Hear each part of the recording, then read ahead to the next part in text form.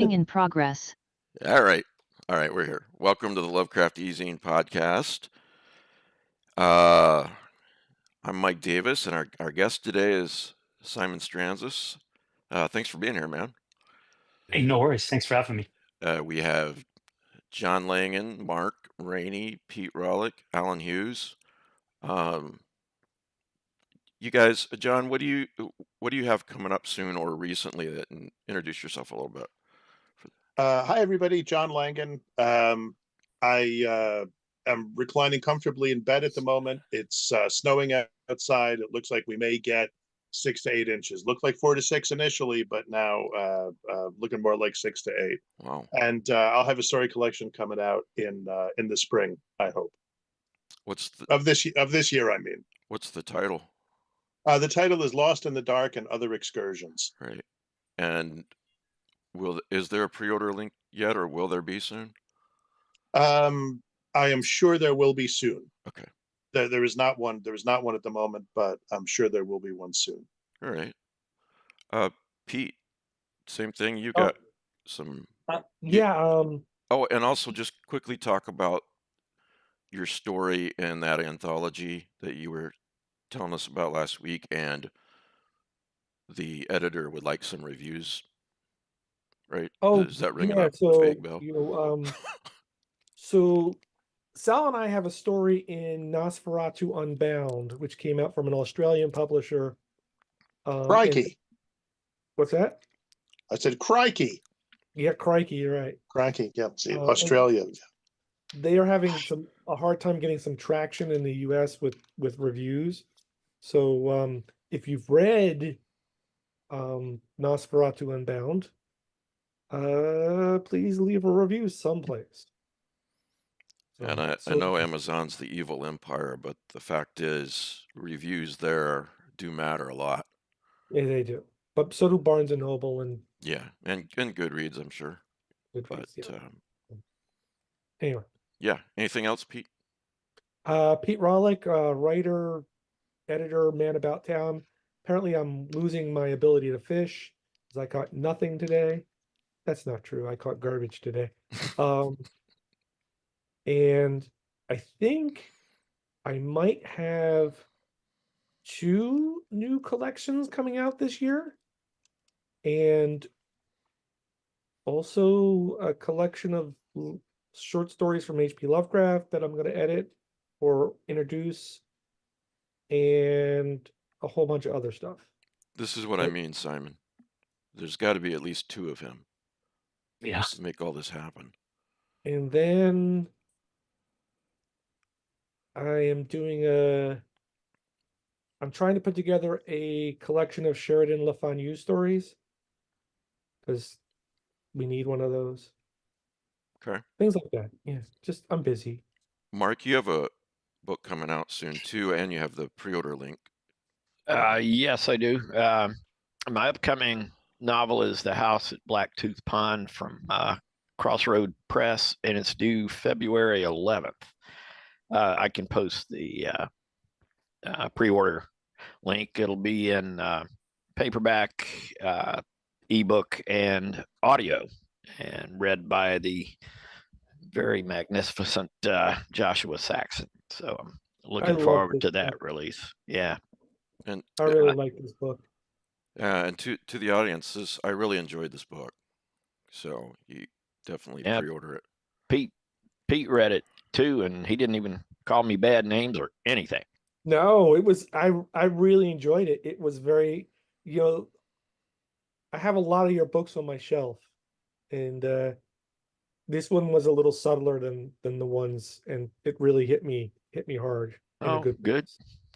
And what Pete was talking about, reviews, absolutely, yes. I know some writers who, I don't know, they have the magic touch. You say, "Could I have a review or 2, please?" And boom, the floodgates open. And sometimes it happens exactly the opposite. It's like trying to,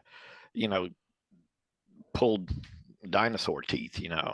So yeah, reviews are important, even for the evil empire there. Pre-orders are important too. They really give the publisher some confidence and some sense of, how sales are going to be. So if you know you're going to get a book and there is a pre-order link before the publication date, do the writer and the publisher a favor and get, go ahead and get it. So then you won't have to think about it when it comes out. And Alan, last but not least. Hey, I work on the Lovecraft e-zines movie and game page, and I would also like to plug the new Reddit page for the Lovecraft e-zine. Yeah, thank you. Yeah, if you want to get some show topics suggested, that's a good place to go. And I'll put the link in the chat. Who knows what's going to happen with social media? So Alan had the great idea that, this isn't, not that Reddit isn't social media, but it's a little bit different than Facebook or Twitter or Blue Sky and so forth. So yeah. Simon, for those who may not know you out there, could you introduce yourself? Sure. I'm Simon Strantzas. I'm a writer from Toronto, Canada. I've been writing for 20 plus years at this point. I write horror, but I sort of don't write horror, but I do. Yeah, I edited the book Aikman's Heirs for Undertow Publications a few years ago. Yeah. It won the Shirley Jackson Award. I wrote the collection Burnt Black Suns, which I think is probably my most successful book. Yeah, I was going to ask you, allude to what you just said and about Aikman's Heirs too, but I don't remember where I snagged this quote, but this is you. A lot of my fiction might have been on your website. A lot of my fiction is about transformation and transcendence. We call them horror stories because the act of transcending is both painful and terrifying. Could you start off with that? Expand Sure. on that? Looking back over a lot of my stories, a lot of them end, not all of them, so I don't want to spoil, not to spoil my stories, Right. but a lot of them end with the protagonist transforming in some way, some sense or another. And, the world, it's less about the world transforming around my characters, but my characters transforming to finally understand what the world is. And I think a lot of my stories end up being optimistic in that way, but it's not necessarily optimistic in a way that most people would think of optimism. Like it's still, there's still dour and down endings, but the characters are transforming and they are becoming happier in a world that's not exactly a happy place. Yeah, your latest collection is Only the Living Are Lost. Guys, it's available in print and Kindle, and it's actually on Kindle Unlimited, so that's nice.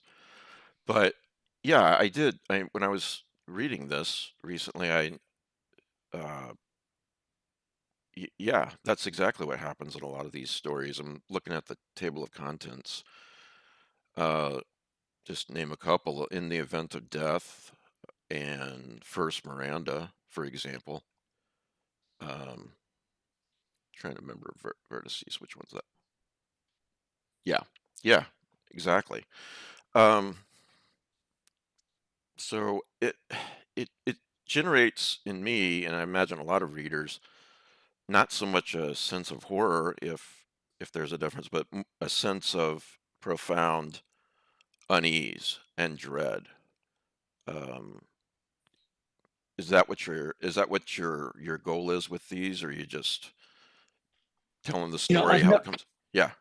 I've never really been too concerned with horrifying people with my stories, with scaring them. Right.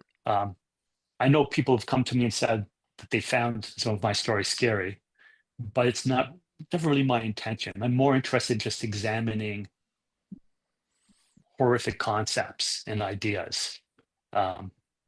So yeah. It, Yeah, it's yeah. It also seems like, reading these stories, especially, it's been a while since I read the other books, but Mhm. I get the sense reading them that I'm just looking at this narrow window into these characters' lives and predicaments, and that there's so much more behind the scenes, as it were. When you write a short story, it, are there things like that in your head that you know about the characters that don't necessarily make it to the page? I don't know if that's necessarily true, that I think that I have that worked out, but my characters are profoundly unhappy people by and large, and it's only by going through the traumas of the horror stories that they become happy. Like I kind of alluded to earlier. Um, I just find, I guess I just find a sort of a personality for my character, inhabit it, and that just generates a backstory for me, or at least gives me an idea of how they would react to their circumstances. But I don't have a firm backstory in place beyond what's on the page. Yeah, something you may say that you may answer this the same, but something I noticed, especially in Only the Living Are Lost, in more than one story, is it seems like the concept of forgiveness plays a large role, or the protagonist wanting forgiveness for something that they've done, or you know a mistake that they've made. Yeah, I mean they make a lot of mistakes, and they're reconciling with themselves how to survive knowing they've made those mistakes. They don't always make mistakes in the stories. They're also just things have gone bad for them for one reason or another, usually because they're just who they are. Uh, they're the way they greet the world. Yeah. Well, for example, in the short story First Miranda, Mhm. obviously the husband has made a terrible mistake before the Mhm. story starts. At least at minimum several months before, you get the sense, and you also get the sense that, yeah, he did something, that he really should not have done, but at the same time, he, the companionship or the warmth wasn't on the other side either. It was almost, I got the feeling that he, sought comfort where he could find it. And that kind of thing is the thing that made me think of, these behind the scenes or background events that aren't really expounded upon, but you get the Yeah, I sense of them. mean, yeah. Sometimes there will be ideas, background events in the stories. I mean, I do try and work them in to to help Yeah, it justify and explain people's motivations. Yeah, certainly. a lot of imperfect people, or as we call them, people. So, Yeah, yeah. uh, That's 100%. yeah. What made you want to become a writer? What's your origin story as a writer? When I was always a imaginative kid. I don't necessarily know if I was more imaginative than everybody else, but I certainly feel like I fell on the imaginative side. Um, and I was also creative. So I did a lot of creative things. I really was into comic books. I wanted to be a comic book artist for a long time. Um, I wanted to, learn how to paint. I wanted to draw. I wanted to write. I wanted to do all sorts of things. Then when I probably hit my 20s, somewhere in my 20s, and I kind of realized I needed to focus in on one of the things that I did best. I tried to sell a comic book a few years earlier, and it didn't really go very well. I was never a great comic book artist. I was mediocre, if that. I just like drawing superheroes in poses. I didn't like drawing the backgrounds, and I didn't like drawing you know, their pet dog or Right. the buildings. And there's not a lot of or them just standing around talking. There's not a lot of call for a guy who just does pin-up pages. So Well, you got to uh, have crypto in there, these yeah, days. yeah, exactly. So yeah, so I decided I want to give the writing stuff a shot. Like I said, I'd written before. I'd always written small things. I wrote sort of a kind of a comedy piece about inspired by a comic book called Beautiful Stories for Ugly Children. Not many people remember that one, but it was a 80s, late 80s, early 90s Toronto press book. It was more like a storybook where it was prose with drawings rather than a straight comic book. Yeah, and then I decided just to focus in on what I was reading, writing what I was reading, which was at the time a lot of ghost stories. I was part of the All Hallows news group on the Usenet and on Yahoo. So it was a lot of M.R. James and Elsie Rolt and Robert Aikman and so on and so on. So I started writing what I was reading at the time. Yeah. I read something a long time ago about how useful it is. The laser beam power of focus, the writer called it. Yeah. And yeah. John, you've known Simon a long time. And Pete, I thought I saw you on mute and thought you were going to say something too. I'm sorry. First off, that's a dirty lie. So Simon, what comic books like because when I was a kid, man, I never thought I was a big reader because I was reading comic books, and like that when I was a kid anyway, that was not considered legitimate reading in the same way that reading Agatha Christie was or something. So what were your go-tos? What were the things you really liked? Well, I mean, I guess it depends on where you want to. I mean, it started with Marvel's Contest of Champions issue 2, which my friend showed me when I was in grade 2, and I'd always been into superheroes and the Super Friends, etc. But this comic book, what was great about it was at the back was an appendix of all the Marvel superheroes, just like a small blurb on all of them. Yeah, and I was yeah, like, yeah. it was amazing. It was kind of a glossary of everything. But yeah, so it was a lot of the normal, the X-Men and Alpha Flight, anything John Byrne did. I was Yeah, there yeah, yeah.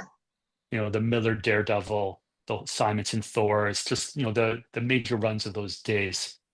And then for some reason, I can't remember why, I started I gradually shifted over and I discovered Sandman by the author who shall not be named any longer. Right.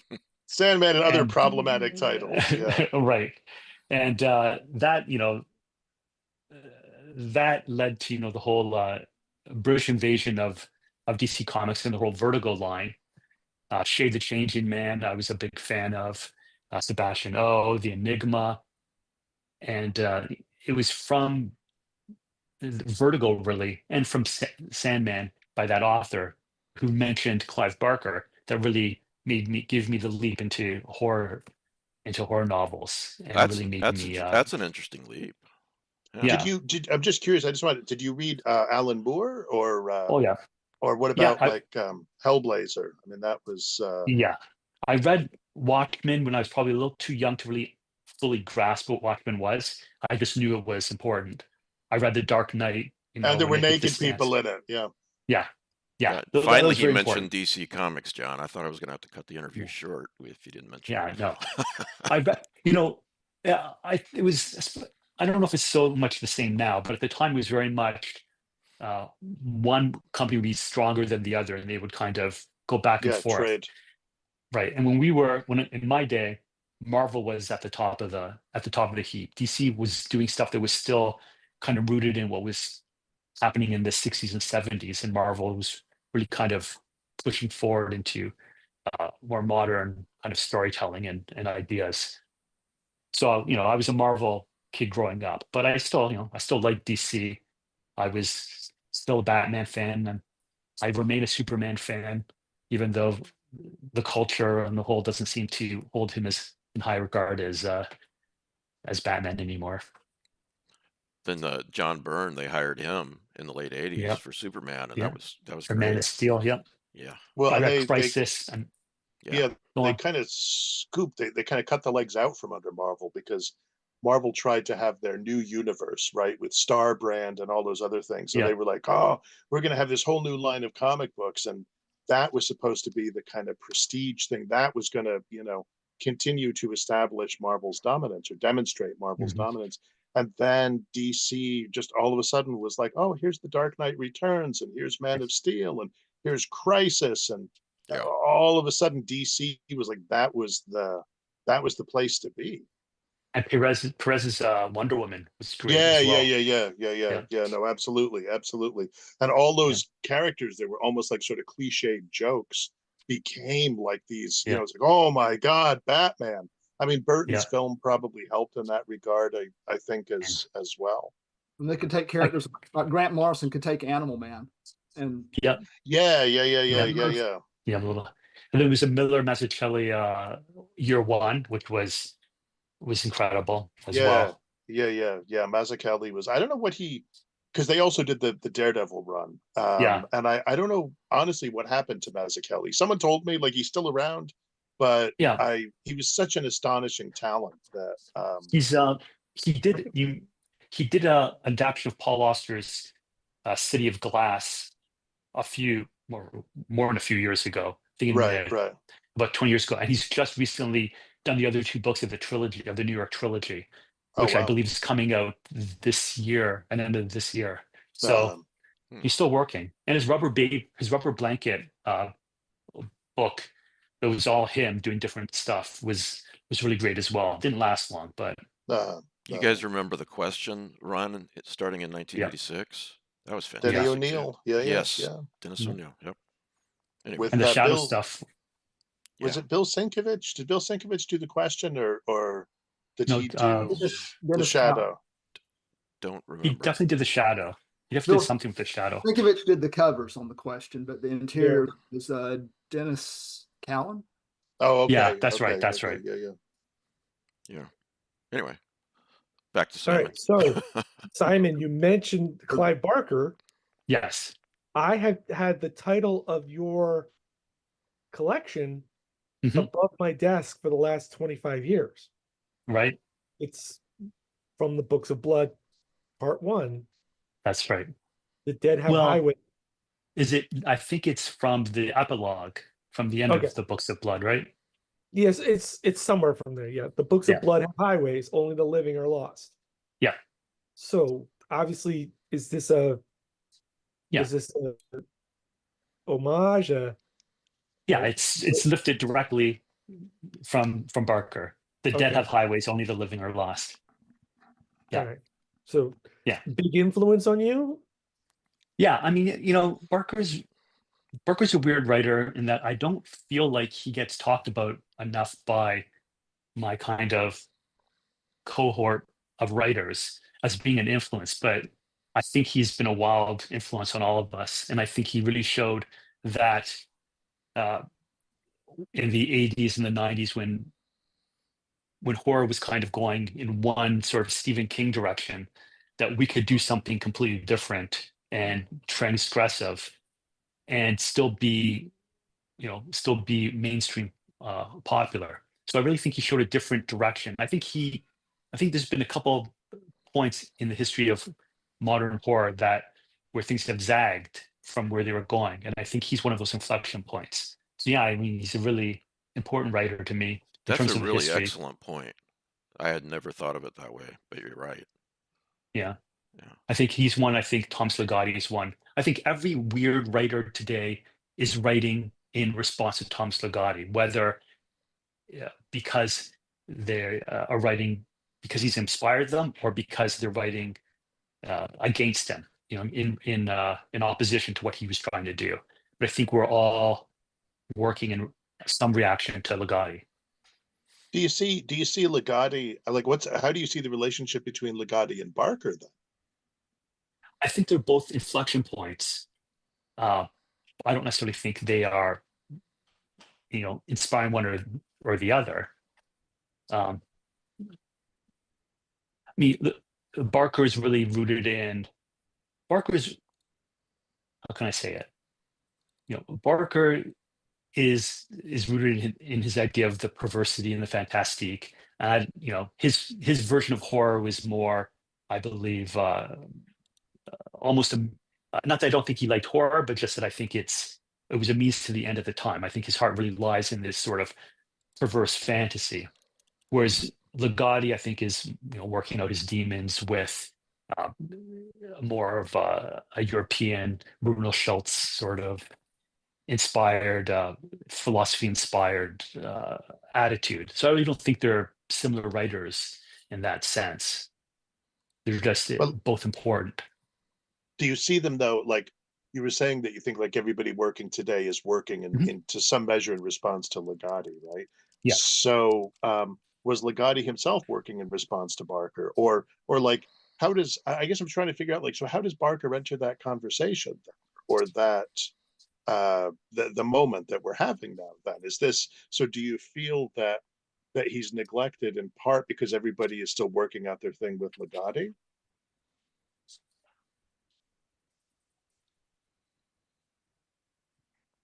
That's an interesting question. It's not that I think they're working. I just think Barker has been, I think Barker's been neglected or not. He's just not mentioned. I think he's just sort of maybe just we all take it for granted. I don't know about Barker. Yeah. But I don't think Legati's working in reaction to Barker. I think he is working in reaction to himself. I think he's just working almost sui generis. You know what I mean? I also think there are different kinds of horror. They're both on the spectrum, but I don't really think they are the guy's working in the small press. He's working more on the cult level, whereas Barker was working more in the popular fiction. Like I'm currently rereading Everville, and it's clear it's not a book written for a small cult of a small group of horror writers. It's designed for mass market. Yeah, I had the sense with the Great and Secret Show that was the book where he was trying to write a blockbuster, and I don't mean in a cynical way, but he was like, this is a kind of fiction and I want to write that kind of fiction. And so and then I think you're right with Everville. Yeah. On Legati, I see Matt Carden's book over there, at least one of them. So, yeah. It's on there somewhere. I think if looking back, Legati, I first encounter, you find him first in small press magazines. He makes it into fantasy and science fiction once, maybe twice. But he continues to be small press. I mean, the best publisher is what, Carol and Graf? Yeah. But before Penguin, before the Penguin Classics edition. Yeah, right. You would have to say but, that. But I was still able to get the Carol and Graf books on the bookshelf of my chain bookstore. Yeah. I mean, But Barker starts in but sort of because he's got a theater background, he doesn't really go into the small press. You don't find him there. You find him immediately in Sphere and Fantasy Book, which is the English fantasy and science fiction. So you're right. He just completely jumps to mainstream status. Even though he has a history that in British theater where he cut his chops, writing stage plays and drama, but we never get to see that. That's kind of an interesting idea. The interesting thing too is a lot of the newer writers like Eric LaRocca and Paula D. Ashe just come to mind, and they both. Barker is just about the first person they mention when you say, "Hey, who are you influenced?" So I wonder if it's also different. Do different generations find the writer that they need? That they like for so people found in Legati what they needed in Legati, and it's not to say that it's an all or nothing proposition, but it's just to say that like maybe. With Barker, I mean, because you're right that he was, when those books came out, right? They were just like nothing else. Yeah. And what's wonderful about them, the if you think about the 6 books of blood, I mean, even though they weren't published in the U.S., right, as the 6, it was but like you could go back to them and still find all kinds of different approaches to things, all kinds Yeah, of, he did the whole spectrum of horror at the time is in the Books of Blood. Like whatever right. you're looking for, you can find it in there somewhere. Yeah. Was there any story in the Books of Blood that really spoke to you in particular, or stories that spoke to you? Oh man, it's been a long time since I've read them all. I mean, obviously the hills have eyes. In the hills, the cities. Dread, I still remember fondly. The Confessions of a Pornographer Shroud. I mean, I'm just gonna name titles rather than how they affected me. But I remember Dread being a big one for me. Well, dread is that more sort of philosophical thing, isn't it? Yeah. Like so do you see, I mean, how do you describe your relationship? Because I'm thinking about like dread actually intersects Legati in an interesting kind of a more visceral kind of way, maybe, but you still have these guys who were playing out this kind of experiment, right? This kind of thought Right. experiment. So do you see or how do you see your own relationship with Legati then, say, in comparison? When do you discover him and I discovered Legati from Grim Scribe, which I bought at as I said, a chain bookstore. I must have heard about him from somewhere because we were all talking about that stuff at the time. But I bought Grim Scribe. I remember vividly reading it. And I remember vividly not liking it. And then, but I couldn't stop thinking about it. So They're hard stories to read. I mean, Yeah. the language is dense. It's Clark Ashton Smith dense. Yeah. But I've often found the writers that I don't click with, but that I still think about afterwards. When I return to them, they become favorite writers. It was the same with Robert Aikman for me. I read Bringing You the Changes. I was like, what is this? This doesn't mean anything to me. But I couldn't stop thinking about it. And then so I read it again. And I was like, I don't know, man. I don't know what it is about this story. And then I kept thinking about it. And I went back to it again. And I was like, I gotta read more of this guy's stuff. And then, he's become one of my favorite writers. So, I really think that some of these writers have, and there's a lot of overlap between Barker and Legati as well. They both kind of talk about that liminal, they deal with that liminal space. Even though Legati's not a fan of Aikman's, I still think they're pretty similar writers. It's just the difference is Legati tries to make things clear, whereas Aikman tries to obfuscate them. Yeah. But otherwise, I think they're still working in that similar overlap.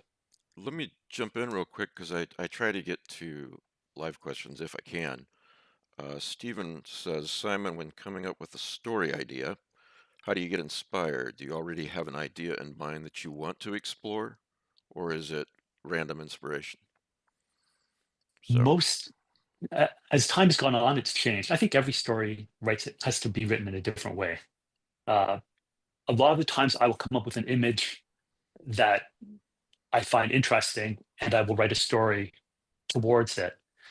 I'll say, this is how I want to end this story. And then by the time I get to the ending, it's not the ending, but it's somewhere I'm aiming for. But a lot of my more recent stuff, I just start writing.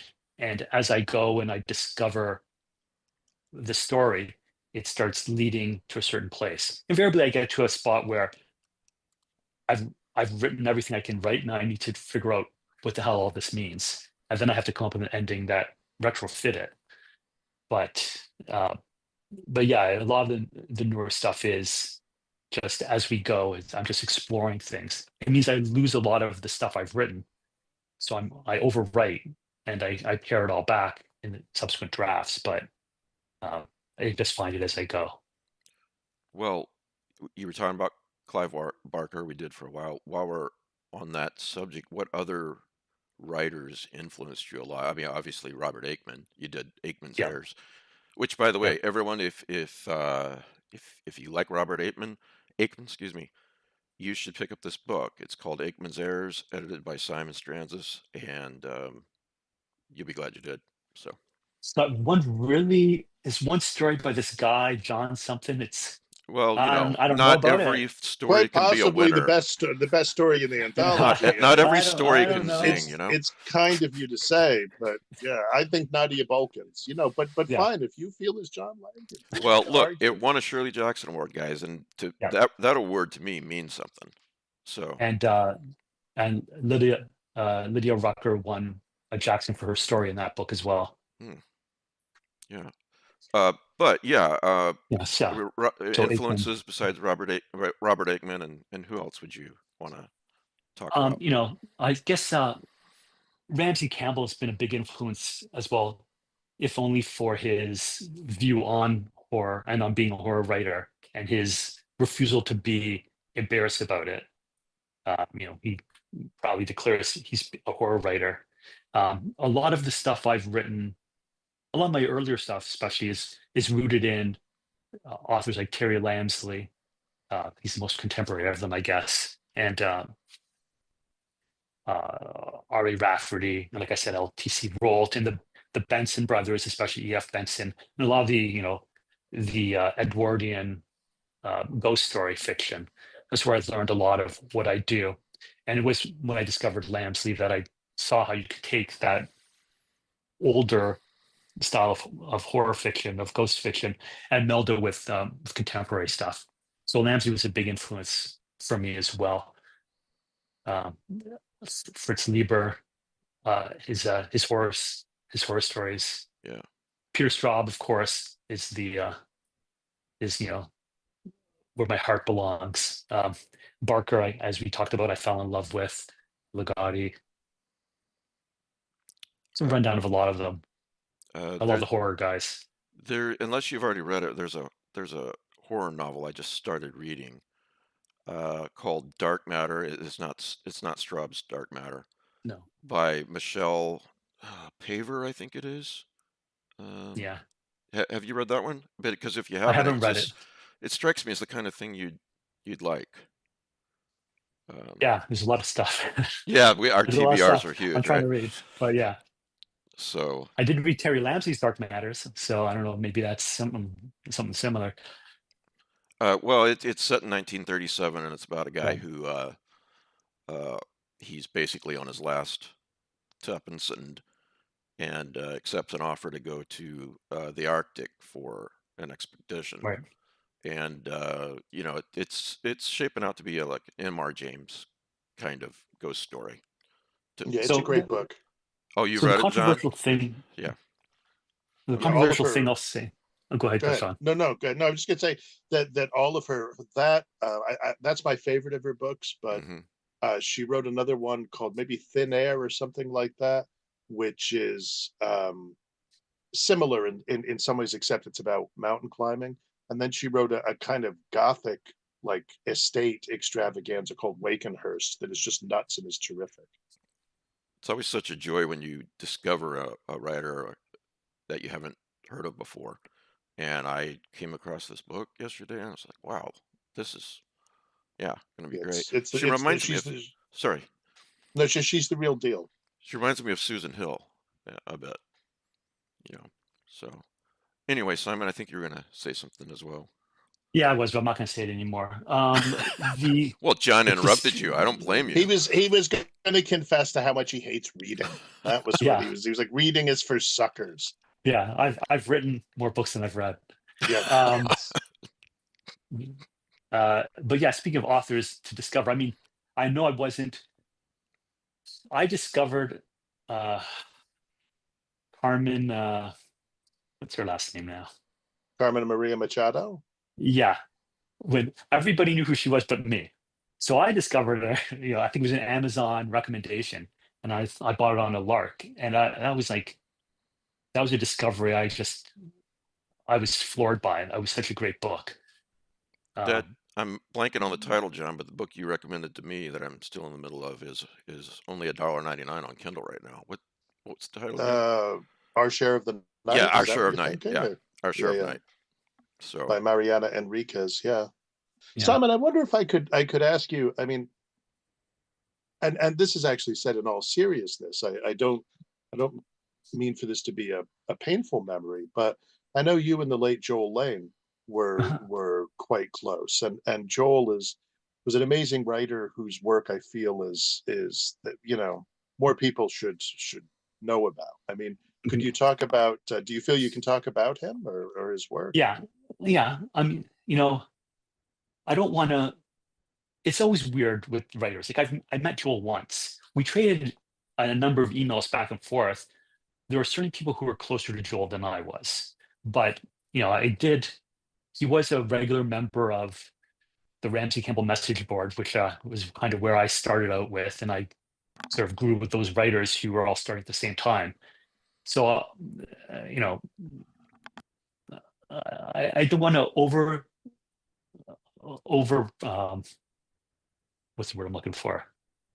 I don't want to claim like we were bosom buddies, but yeah, he was an important writer to me in terms of just how helpful he was, just how supportive he was. He was amazingly supportive to all the young writers, but he's also an amazing writer himself.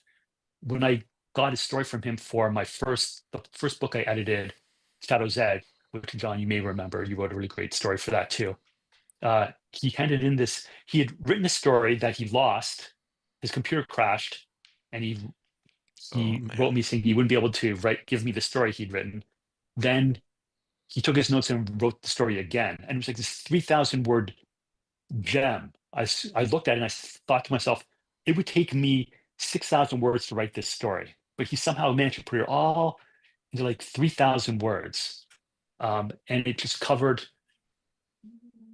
all the sort of things that I'm interested in, the psychological stuff, the sort of where it meets the ontological, you know.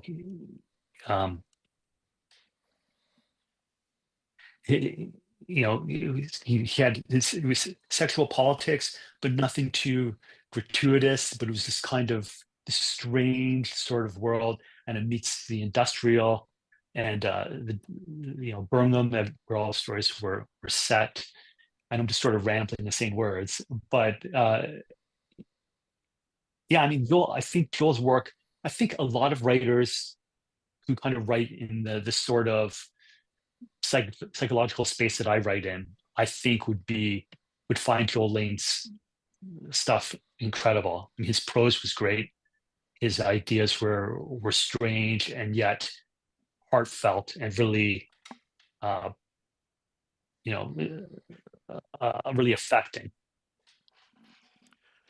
Simon, there's a couple of questions that I like to ask in most interviews, especially of weird fiction writers, and it's interesting that no two answers are really the same.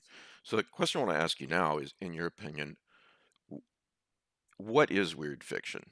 What does that mean when you think of it? You know, I've answered this question about 8,000 different ways over the years, right? Yeah. So what I'll present to you will be probably a hodgepodge of ideas that may not necessarily all connect together, but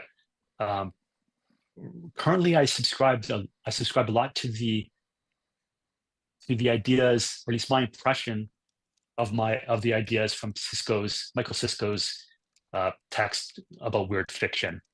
And it's about, for me, weird fiction is avant-garde fiction in the sense of the word, where it's the forward front of horror. So I think what happens is you get this forward wave where the really weird and the strange and the different stuff happens. And then over time, it trickles down into the genre as a whole. And the ideas that were once new are no longer new, and they get absorbed by the body. They go from the minor to the major. Yeah. So yeah, I think weird is really where the new stuff is happening, and it's just, we call it weird fiction because we need a name for it, but it's the forward wave of fiction. And I think a lot of it differs from horror in that I think horror is the other. I think both horror and weird fiction, the other is infecting the normal. The difference is in horror that other force is often malignant, and in weird fiction it's not necessarily so.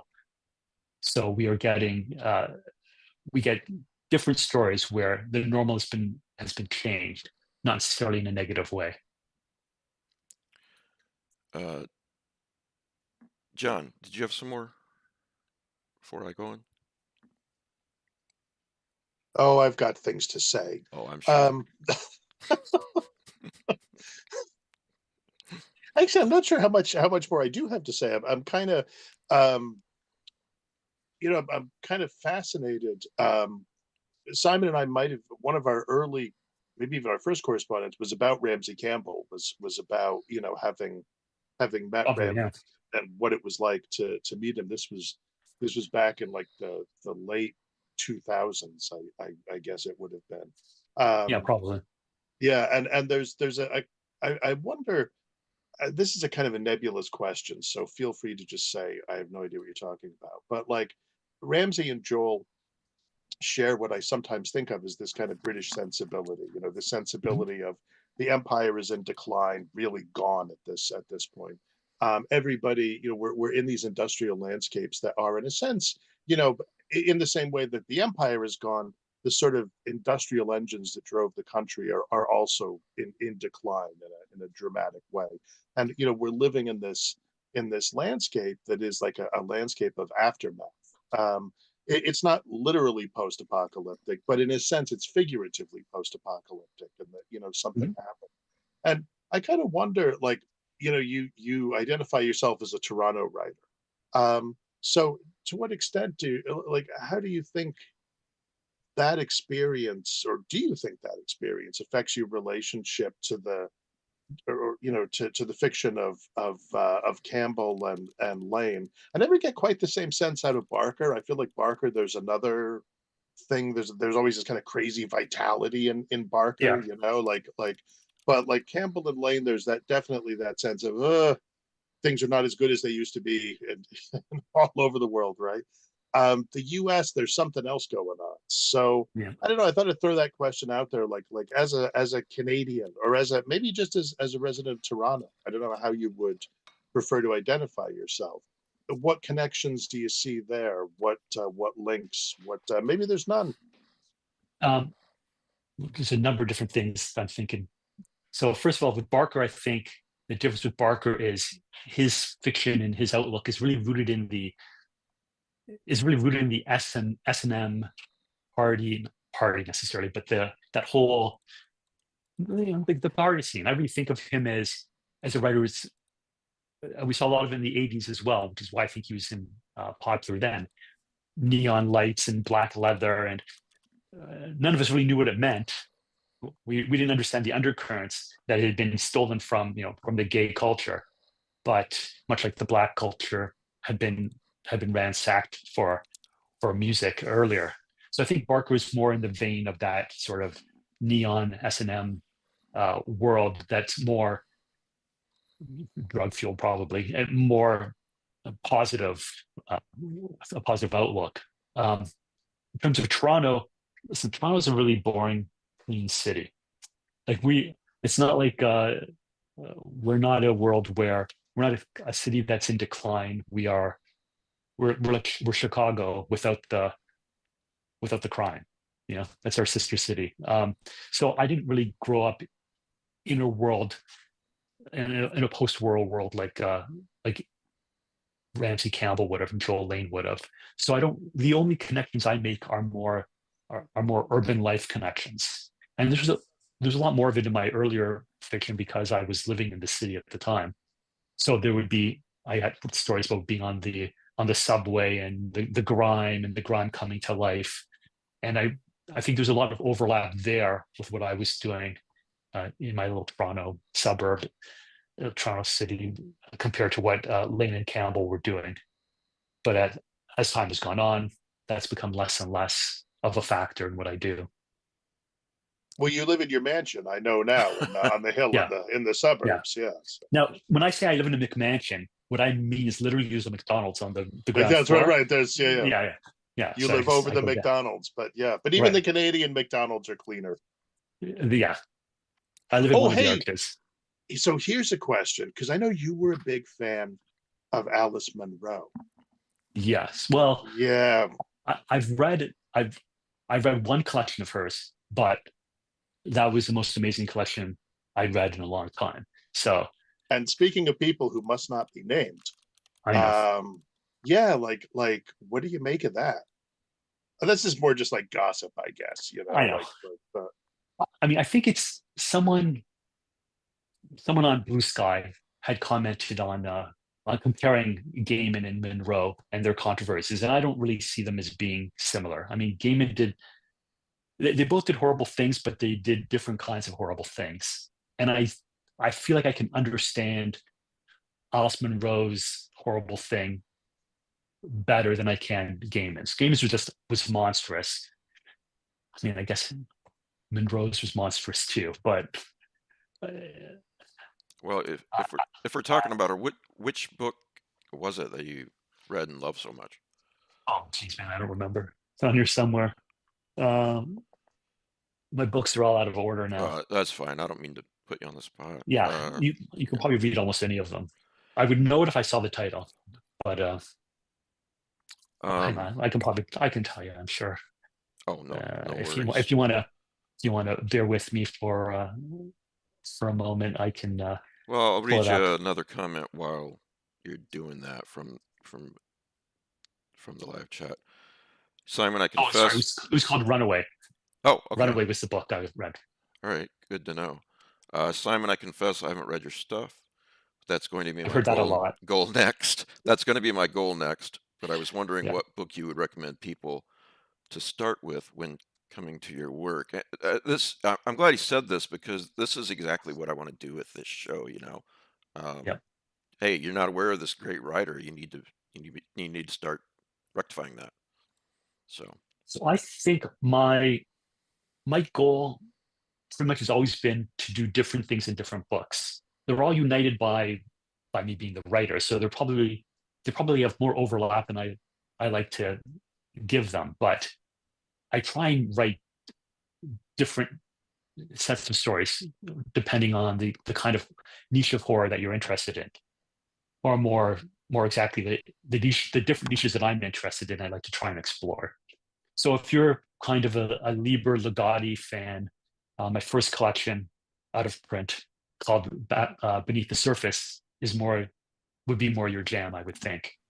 If you're kind of into the Aikman, Charles L. Grant, quiet, strange horror, To the Touch would be, again, out of print, would be the one I'd steer you to.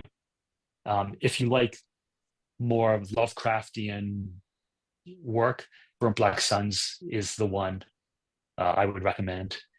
If you don't really like horror necessarily, and you like that more sort of lit world of like Kelly Link and Stephen Millhauser, and some of Peter Straub's more experimental stories, I would tell you to read Nothing Is Everything, put out by Undertow. That's actually in print, amazingly. And if you kind of like kind of weird noir, I think Only the Living Are Lost has the most of that, by Hippocampus. Speaking of noir, what do you see as the intersection between weird fiction and noir? Because there definitely is one. I'm sorry? Or I think the connection is Cornell Woolrich. He wrote noir stories that are basically they're horror stories, but it's like you're writing noir through a horror lens almost. So there's no supernatural, but I think they would appeal to any fan of horror. I read a quote. I'm sorry, go ahead, yeah, please. No, go on. I didn't have anything. I was just going to say, I read a quote of yours that it struck me as really interesting, and I wanted to ask you about it. Quote, I also think of horror stories falling into two groups: investigation stories and experience stories. Could you expand on that a bit? So, I don't know if you read Adam Neville's novel, The Ritual. And I guess there's a movie of it as well on Netflix, but the novel itself is very much, that's an experience. Page one, you are in the middle of it, and it doesn't let up for chapters. You're you're just experiencing the horror of what they're going through. I believe Michael Weeheim's story, the horror movie story that's being made into a novel. I've already forgotten the name of it. It's something similar. But I think there's a whole other group of stories, a lot of them kind of Lovecraftian stories, where the object of the story isn't to experience the horror that the characters are going through, but it's the characters investigating the horrific and trying to discover what is happening, and often how to rectify it, how to solve it or combat it. And I think a lot of horror kind of veers from one direction or the other. Mark, Pete, Alan, John, you guys have any more questions? Angel Heart, The Ninth Gate. Oh yeah. The Clyde Barker adaptation with Midnight Meat Train? No, that's not. no Lord of Illusions. Lord Yeah, of yeah. okay. Illusions, No. yeah. That's exactly what you're talking about. Yeah. Yeah, You those know, are- obviously there's everything's on a spectrum. So I mean, you know, everything can be broken up into two groups, but nothing is ever in two groups. But it's kind of a way to look at and try and examine the genre. No, it's funny because I've written a couple of noir horrors. Reanimatrix is based on oh god, it just went out of my head. Laura. What was it? Laura. No. Laura, yeah. Oh, Laura, yeah. Yeah, it was based on Laura, which it's and then a few others. But yeah, you're right. It's the noir factor for Colonel Woolrich is in horror. You know, Rear Window, which is what everybody would probably recognize as horror, which is really a horrific story, wrapped around a mystery. Which is one of the things you love about it. And it's so tight too, because you never leave this tiny little vision. Which is also just a great idea. Yeah, it's food for thought. Woolrich wrote horror stories. He just wrote about the horrors he saw outside his window. Yeah. I've been watching, my wife bought me the Night Gallery box set. And I've been watching that for the last couple of weeks. And I just rewatched Silent Snow, Secret Snow, which is based on a Conrad Aiken story. Right. And when I was a kid, I didn't get it. And now as an adult, it's probably one of the best pieces of horror I've seen in a long time. Speaking of British writers and the miserablest writers of the 80s and 90s, there was and noir. There was a writer, Derek, I think it was Derek Jacobs, who's a pseudonym, and I don't remember who it was pseudonym for, but he wrote a series of novels that were just so grim and dark. They were detective novels, like in the one I read, Derek Alexander. Sorry, that was his name. For sure. No, Derek Raymond. I can't remember. It's one Derek something. And it was about a detective, and he finds a child, I believe, cut up into different plastic, put in different garbage bags. And it's just this dark, depressing, miserable detective story that was basically a horror story without it being advertised as such. So yeah, I mean, there's the real overlap in the darkness that noir can get to with horror. What horror does.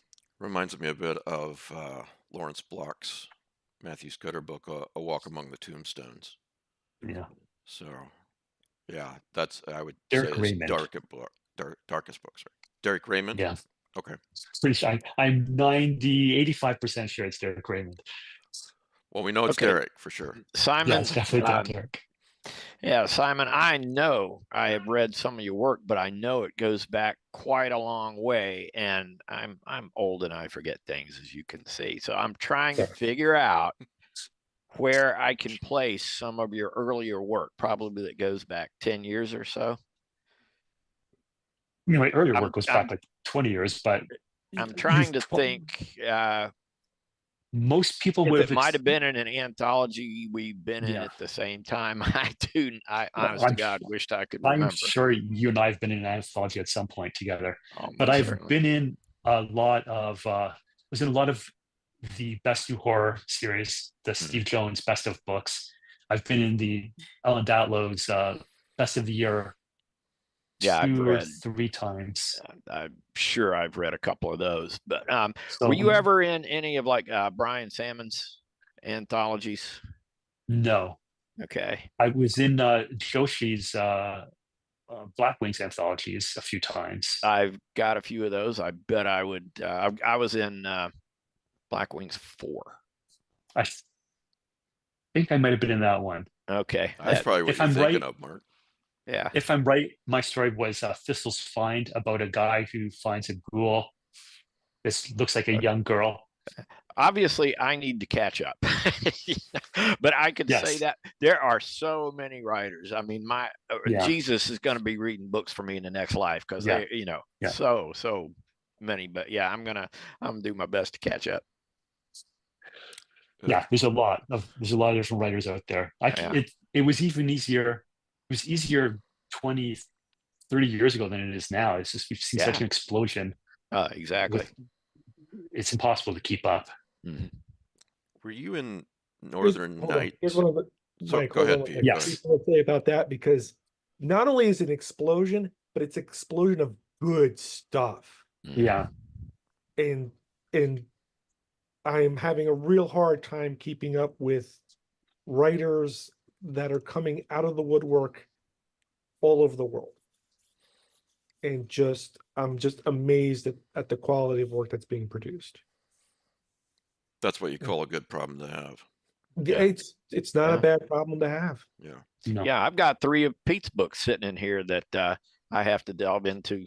And Just throw those out. okay, You know, You spent money on them. That's the important thing. I don't even read my own stuff anymore. well, yeah, same.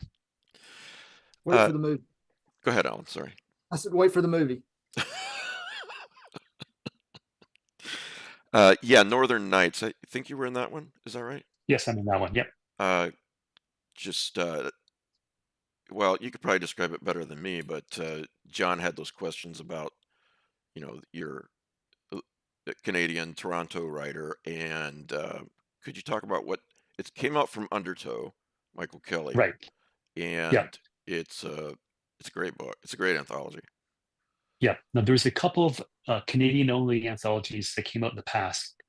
Mike can talk more about this than I can, really, but Northern Stars and Northern Suns and Northern Stars, and I can't remember if it was Don Hutchinson who edited those, but Don Hutchinson certainly edited a series of Canadian short story anthologies in the 80s. So Mike Kelly, the editor and publisher of Undertow Publications, wanted to do a new version of that idea. So he got a grant from Canada, because up in Canada, our Arts Council will give you a grant and pay for you to be an artist. I got a grant from them to help pay for the book, and it's all Canadian writers from coast to coast, not just Toronto writers, which is where the bulk of them are, at least the bulk of them around my age. And yeah, so I was lucky enough to be invited to submit a story to it. It's got some great writers in there. David Nichols in it, Richard Gavin's in it.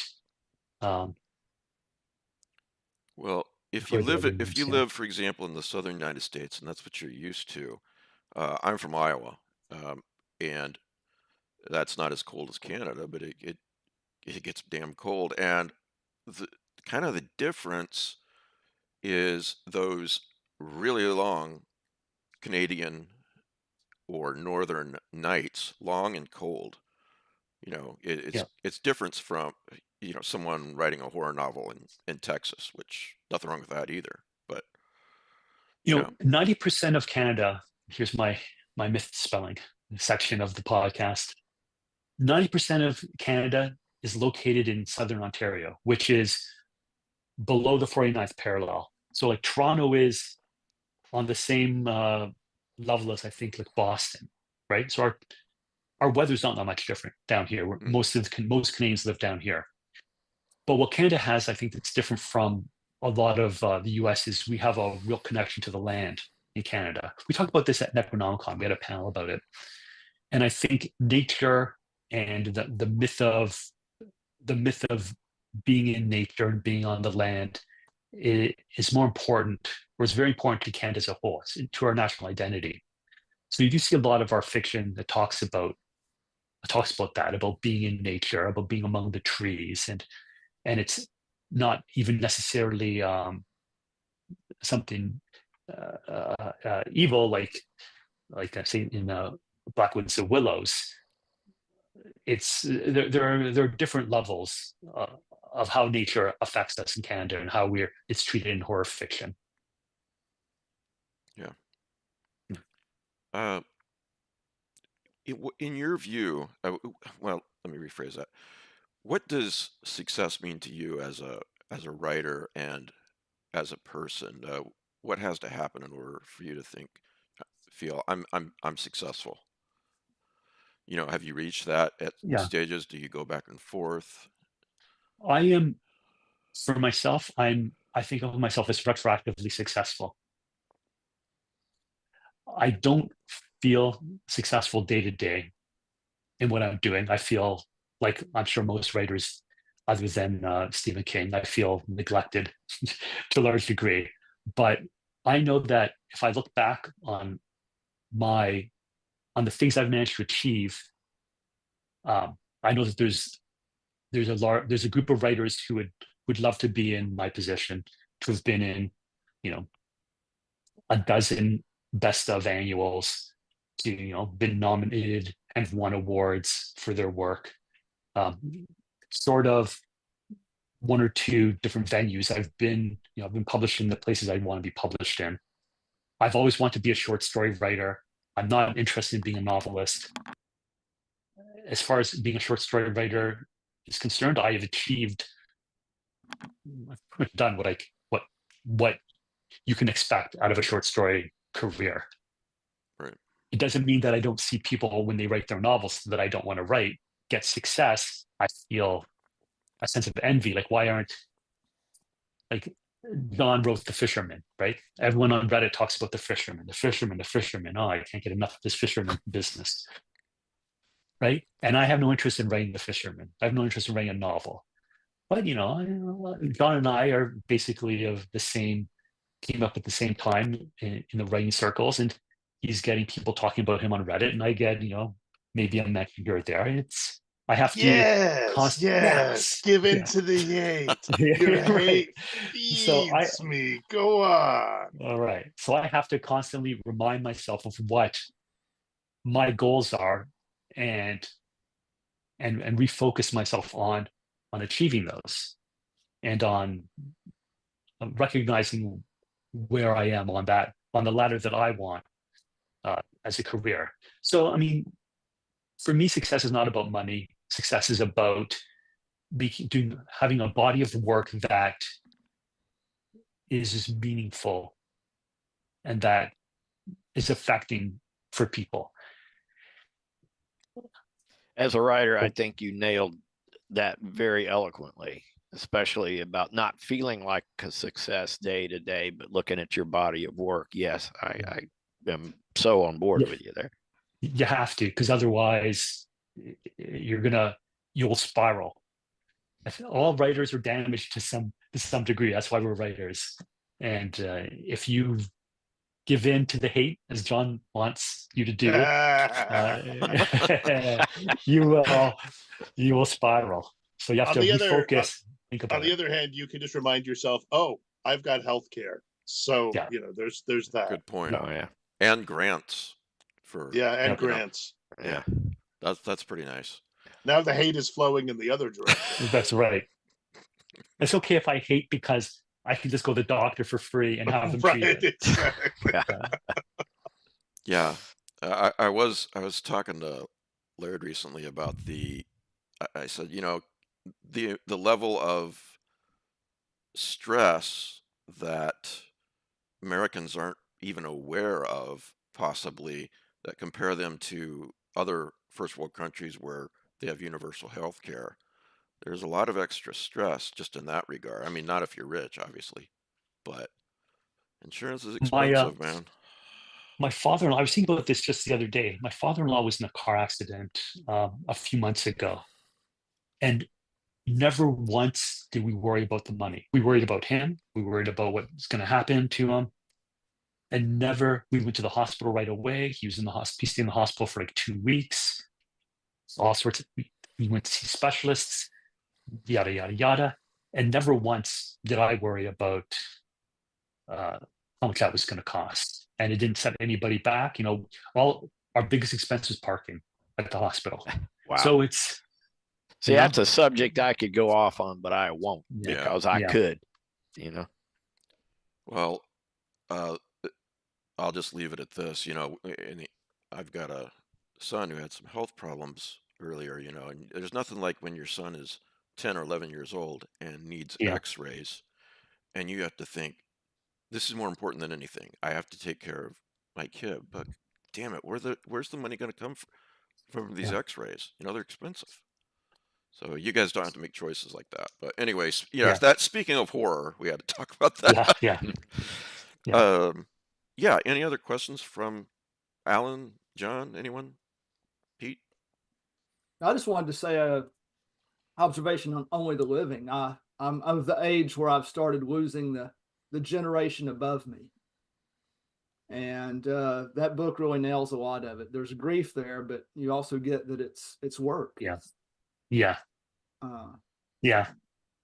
That book was written, I think a lot of the stories were written after my parents passed. So there was a good chunk of that in that book. So there's a lot of my reckoning with that. As I write every couple of years on Facebook on New Year's, after you get to a certain point, you start losing friends and family faster than you gain them.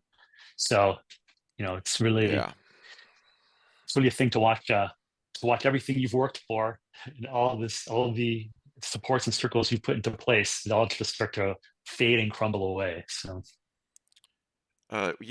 you've recommended a lot of authors so far, but what have you read lately that you've enjoyed that maybe you want to mention? And by the way, I told you before we started recording, but Simon wins the background contest today. He's got you got a great background, huge shelf there.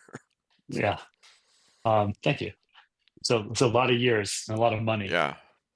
That I'll never get back. Especially those Langan books, man. Yeah, those I can't give away. I was gonna ask how you photoshopped that, but then I thought, no, don't be mean to Simon. But now I'm just like, yeah. Recently, what I've been reading, I don't read as many new authors as I would like to.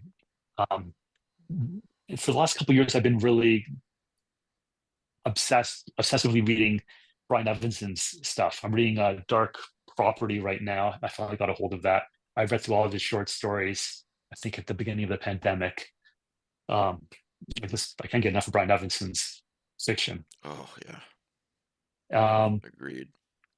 I read sort of a nonfiction. I read a book of interviews with Nick Cave called I believe that was Carnage, or Love, Faith, and Carnage, something like that. Nick Cave, I think, is I love his music. I love what he does, but I also think if you're a fan of Nick Cave, you may have seen you may be aware that on his website he has a section called the Red Hand Files, where he invites people to write questions in, and then he will answer them. And like every time you do that sort of thing, it shifts from how did you write this song to my parents don't love me. How do you go on? Where he gives advice, and his connection to his faith and to his humanity from a guy who writes these sort of gothic stories of love and murder. it's just, I find it really inspiring. So I picked up the book of his interviews, and it's more of the same. It talks about him and his loss of his son. Oh, no.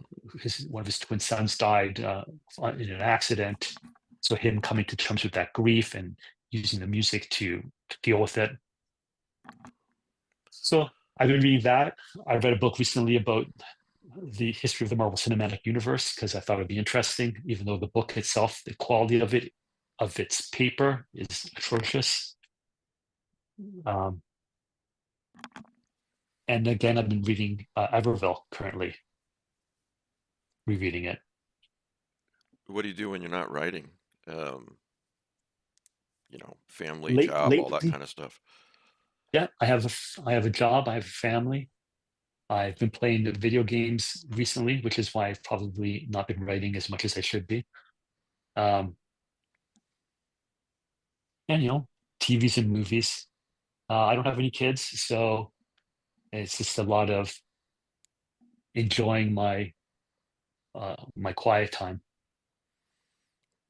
Yeah, that's a lot of time when you have kids. Yeah. All right, guys. Anything else we want to ask Simon before we move on?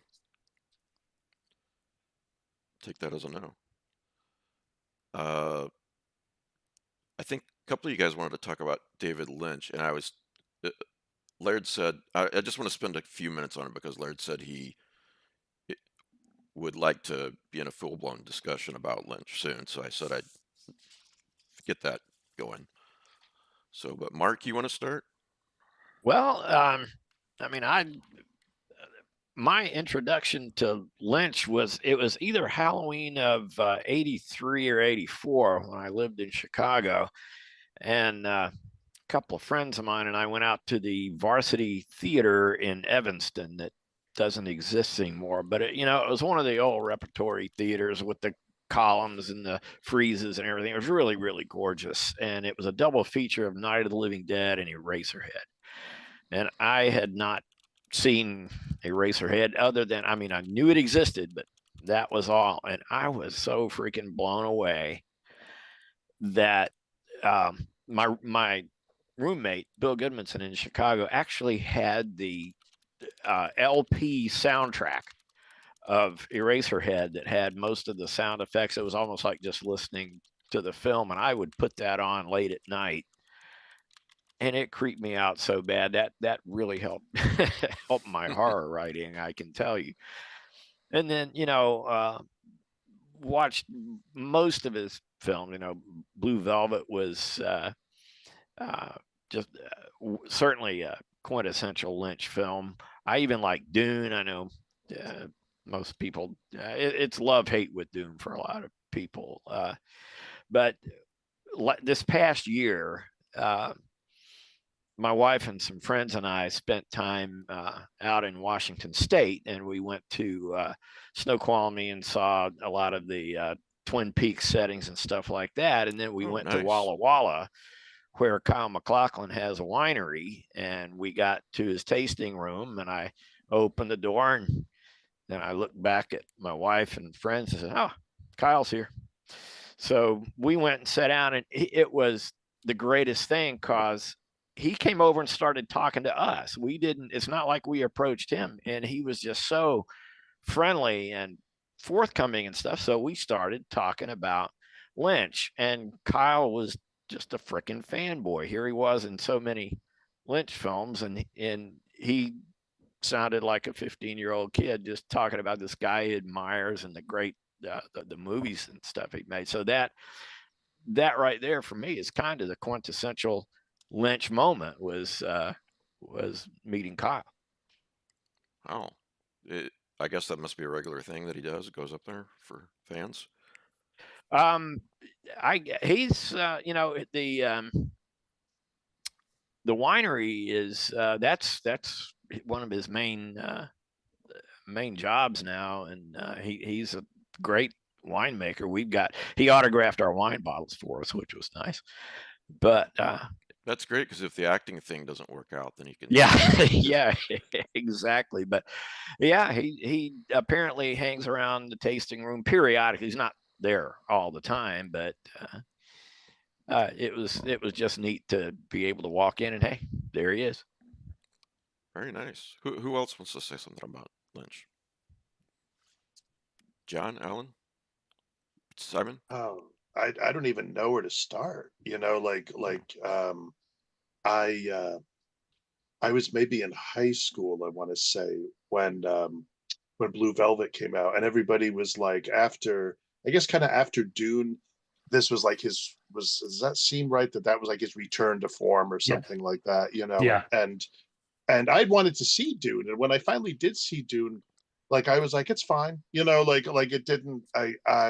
I would still love to see Lynch's 7-hour cut. I don't know that we'll ever get that. I think the sort of restored version that we have now is probably about as good as it's going to get. But yeah, I can remember watching Blue Velvet and just being like, what the hell is this? And it's funny because recently my wife and I showed it to our son, and I was struck now watching it by how much of the film is shot like a stage play. Like there's this sort of, especially in Isabella Rossellini's apartment, where Kyle MacLachlan is hiding and watching her and Dennis Hopper. That all plays out like this extremely dysfunctional family drama or whatever, and I think that the kind of extremity of Lynch's vision really spoke to me, with I mean, think about the first episode. Twin Peaks was immensely exciting, and think about that first episode, how everybody just sobs when they hear that Laura Palmer is dead. There's just all this raw emotion that and Lynch just leaves the camera on them. It's not like somebody sort of cries out and then the camera cuts away. No, the camera just stays on them. And yeah, everything with Lynch was just I think it probably in some ways I feel like for me, the best of his films was Mulholland Drive. I say that, but then I think I really like Inland Empire. I mean, I know that a lot of people were just like, fuck you, David That's Lynch. the one I haven't been able. It's just been too opaque. I've tried 3 times. Yeah, no, and it's not everything works for everybody, right?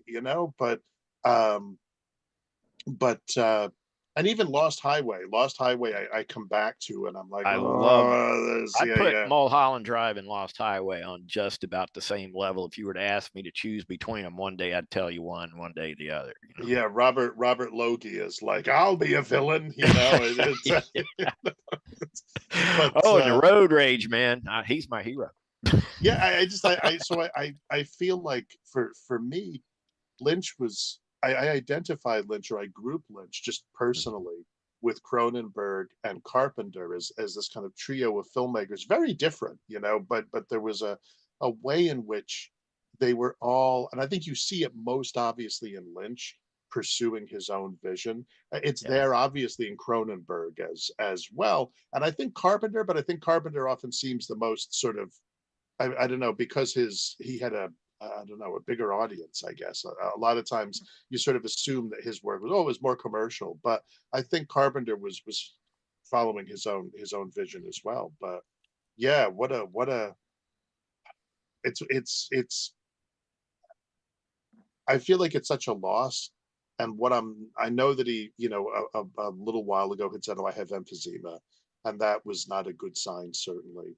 But it wasn't clear to me if that, like, if that meant that there was other things going on as well, and that what happened, that his death was inevitable in that way, like it was, or if it was the evacuation. That was one story I'd heard. It was the evacuation from the fires, and he couldn't get the ongoing care he needed, and so on. So I don't know. I mean, it's a loss either way. Yeah. I discovered Lynch and the Coen brothers at about the same time. And Yeah. I know he's a little bit older, and they both had this sense of the absurd, but like you said, John, he was never ironic. He was very sincere. Yeah. No, you're right about the Coen brothers. I think that's another sort of connection that you could make. I think you're right that they have to be big David Lynch fans. I mean, how could they not be? And the combination of like absurdity, like Fargo, absurdity and violence.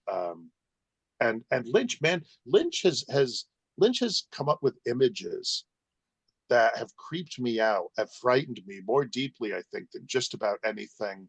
Like whatever, Texas Chainsaw Massacre, you're like, oh my God. But when you get to Lynch's stuff is deeply, deeply unsettling. I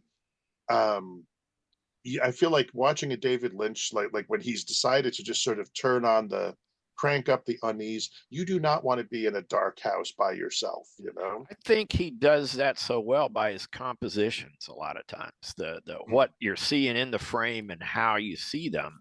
Like in the Twin Peaks Return, I found, the first shot of the big glass box, there's something, just seeing that, the way it's framed, that is absolutely unsettling before you know a single thing about it or what may come of it. But I don't think you can underestimate his sound design as well. Sound, for sure. Yeah. That scene in Fire Walk with Me where they do the slow crawl up the stairs towards Laura's room. Mm-hmm. This one of the scariest things I'd ever seen in a movie, and it was just a hallway with a fan spinning at the top of it. Yeah, just that dread, that building dread as you climb. And then the sound of going whoomp, whoomp, whoomp. Right. That really heightens it there. Yeah. Well, I think too that he there were those scenes in Twin Peaks when he would just show you the traffic light hanging, and it would switch from red to green or green to red. And he would just let the camera stay on that. And so, of course, you're thinking, what does this mean? Did this like so he was encouraging you to is this, and later on you think, well, is this when what's his name is Ray Wise is switching back and forth, or when Bob is coming out to play as it were, and also the work that he did with God, who was the composer that he worked with? Angelo Badalamenti. Yeah, that soundtrack for Twin Peaks, man, there was some genuinely like uneasy kind of stuff on there, stuff that definitely gets under your skin, and truly beautiful music, and that and even in the same compositions, you got that beautiful Laura Palmer theme, and then it just slowly turns dark and ominous. It sort of dips into that much like, oh, this isn't good, man. That's actually how I discovered. Go ahead, Alan. I was going to say, a lot of people don't consider the Straight story like very divergent from his work, but the music in the Straight story, Angelo Badalamenti's compositions that's one of the best. Yeah, that's actually how I discovered Twin Peaks. I walked into a music store, when that first season was going on, and they had it playing over the store speakers, and I had to go up and ask the clerk guy, what is this? I got to buy this. So yeah. I was talking earlier about Barker being a inflection point in horror fiction. I think, and David Lynch was very much that in television. I mean, Twin Peaks arguably is the first, prestige TV show. Like almost everything that followed Twin Peaks owes any good owes something to Twin Peaks. The X-Files owes a lot to Twin Peaks. Sopranos owes a lot to it. It basically, it was before Twin Peaks when TV was very simplistic and laugh tracky, and then there's after Twin Peaks. And it's mainly because of Tim, obviously Mark Frost as well, but I think, what was it called? Northern Exposure, which is the more sort of comedic version of Twin Peaks, if you will. We're in a small northern town, and oh, look at all these quirky people. And there was one called something like was it Picket Fences? Yeah. Picket With Fences, Tom Skerritt, and that which struck me as very much. Yeah, it was like sort of Twin Peaks light or something like that. Yeah. And I think that there was that attempt to capture the same quirkiness, and some, but I think the X-Files got the dread sometimes of Lynch, not all the way, but but that combination of the two, the juxtaposition of the two, was something. Plus, he had David Bowie in a movie. I mean, come on, what's not to like? Yeah, David Bowie and Sting. Come to think of it. Yeah. Did any of y'all read the Secret History of Twin Peaks by Mark Frost, and then the follow-up, Twin Peaks, the final I have them, but I dossier, haven't read more than those, read them. especially the first one. It's so complex. It's all these documents that supposedly the archivist has all put together. Some of it that on the surface of it has absolutely nothing to do with It Twin gets into Peaks. secret societies and real Mark Brown stuff almost. Well, there's a rabbit Yeah, hole. The Vinci Code kind of stuff. I just loved how little bits and pieces of that, though, it connected to Twin Peaks. It connected Twin Peaks to the reality of the ostensible reality of like UFO research and all kinds of paranormal events and The suicide of Meriwether Lewis. Yes, yeah, and was how Lewis and Clark initially found the mountains and the river and Owl Cave. They were the first to discover the ring. There's Yes. there are so many great moments in Twin Peaks, but two of my favorite are obviously when they sit. Sorry, I'm blanking on the main character's name. Kyle MacLachlan's guy. Dale Cooper. Dale Cooper. Yeah. Right. They sit Cooper down and they talk about this mysterious thing in the woods, and the sheriff is like, "You're just gonna have to go with me on this." And you know how they've been fighting it as long as they can remember.